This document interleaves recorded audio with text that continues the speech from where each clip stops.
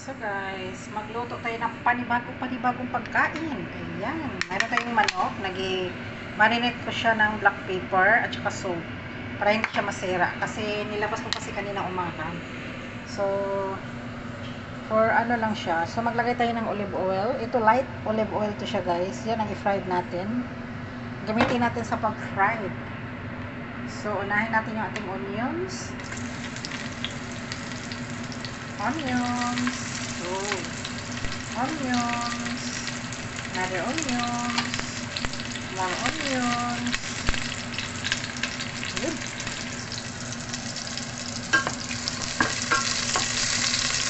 Wow.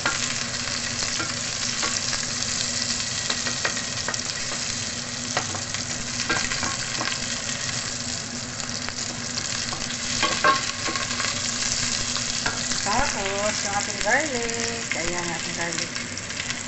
Garlic. And more garlic. More garlic. Oh, lala. So, andito yung vegetables natin, guys. Wala lang. Yan lang naisipan ko kasi mayroon naman kaming mga vegetables. So, ayan.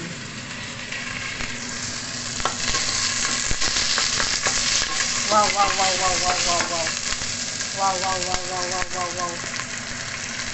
Next, yung ating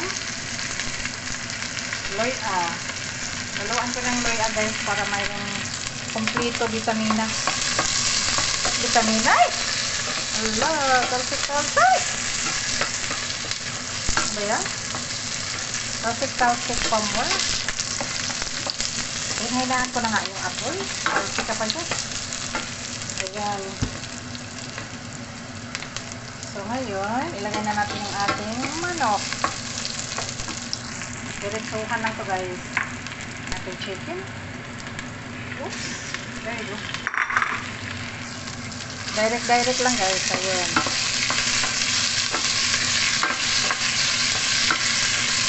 Wow.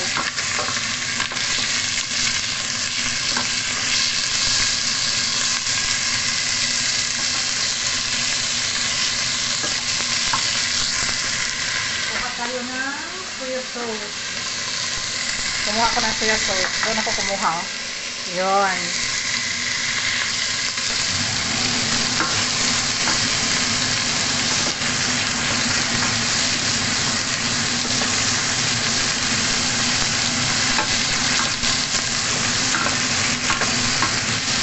Wow.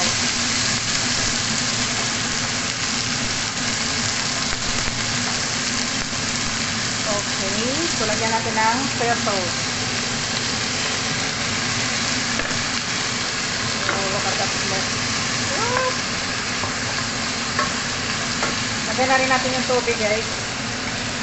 Sobrang daming usok. So ayun. Nakanini na yung ating gulay. Ayan, ito yung ating gulay for today. Mayroon tayong okra. Talong. Ito, mayroon tayong broccoli. Ihalo din natin yung broccoli, guys. Tapos, talong, okra, yung ating beans. Ihalo natin siya dito. Gulay lang to. Gusto ko kasi yung mag-isa lang ng gulay. Kasi as long as may gulay, ayan. Masira lang din naman kasi pag hindi naluto. So, ayun. Sa wakas, nalagyan din ng tubig. Puro talsik siya eh. Tumatulsik. Tapos, ilagay na. Mabilis na yung ating manok guys. Mabilis lang maluto yan. Kasi nasa soft lang siya part. So, ito, mayroon tayong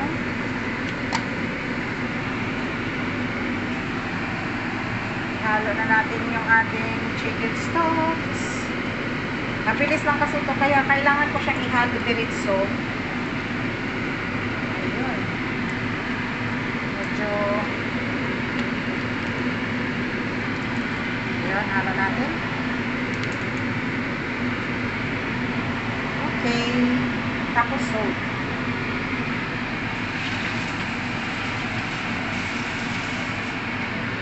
Lagyan natin ng salt at saka pepper.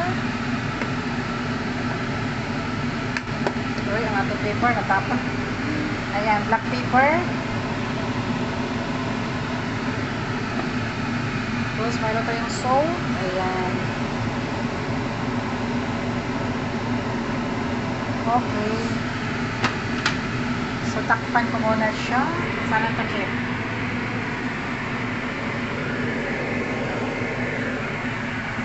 Okay. So, later ulit. Ayan. Hintayin natin siyang maluto. Oh, look at this ang ating gulay, guys. Wah, ang liwanag. So, ngayon, ilagay na natin yung ating mabilis lang kasi itong mga gulay natin, guys, eh. So, mayroon tayo ditong wait lang, ito. So, ilagay natin siya dito natin siya ilagay para sure na maayos sa paglagay. So, ngayon, ilagay muna natin yung itong beans siguro. Medyo matigas-tigas naman yung beans. Yan, beans muna. Anyways, hindi naman siya masyadong matigas, pero ito yung pinakamatigas sa kanila. Puro mga malambot yan eh. So, kahit itong beans, kahit mga 1 minutes, luto na siya.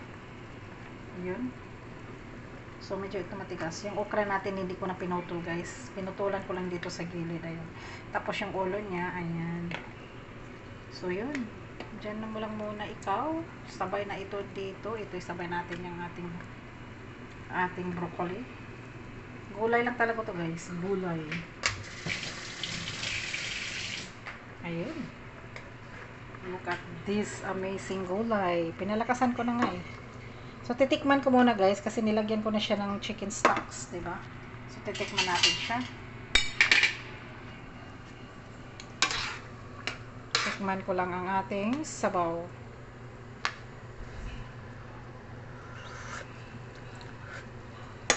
Wala pa akong nilagay, guys. Sobrang sarap na. Chicken stock pa lang nilagay ko nito. So, next natin ilagay kasi nadyan na yung ating beans. Ayun. Ito yung ating beans. Mabilis lang kasi ito maluto yung beans. Luto na yung ating manok. Mabilis lang kasi ito yung manok natin. Yun. Sobrang healthy yung ating sabaw, guys. Gisadong sabaw lang to siya na may sauce. May sauce talaga. So, tama ba? Tama ba yung gulay natin? So, i-mix na natin to. O, hintayin muna natin yung beans mag-soft konti. Kahit mga 1 minutes lang. So, bago natin ito ilagay yung ating tapos kuha muna tayong chili, guys. Kuha muna akong chili. So, i-check natin ang ating oh lala, look at that. So, mayroon akong chili dito, guys. Naka-ready na. So, next natin ilagay itong okra. Yun. Buong okra yan, guys. Ihalo na natin to siya lahat. With that one. And this one. Plus this one. Yun. Ito na. Last 1 minute lang ito siya. Tapos bago natin ito ilagay. Yun. Mayroon pa tayong last na ilagay. Ihalo natin. Yun. Look at this. Wala lang, guys. Gulay lang talaga siya. Gisadong gulay with manok.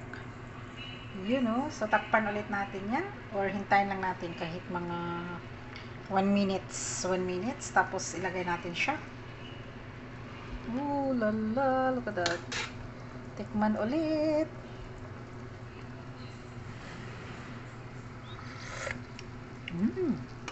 Sobrang sarap, guys. So, ngayon, ilagay na natin yung ating capsicum. Ayun. Tapos yung chili. Ayun. So, isabay na rin yung ating broccoli. Chili. Broccoli. Broccoli. And sibuyas dahon. Okay, there you go. Ang sarap ng ating gulay. So, takpan ko lang siya, guys, para talagang maano yung lasa niya sa loob. Takpan ko lang siya. Tapos, kahit mga 1 minutes, uy, balikan natin. Okay. Ang dami ko naluto for today. Ayun, check natin ulit ang ating gulay. Wow! Ginisang gulay with manok. Ayan, luto ng ating gulay, guys. Luto na kaya to? Pwede nga ay, grabing usok, guys. Wow, wow, wow, wow, wow, wow, wow, mausok. There you go. Back to. Ayan, check ko lang.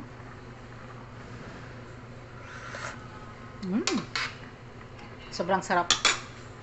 Little bit salt and then finish. Okay, that's it. Luto ng ating gisadong gulay.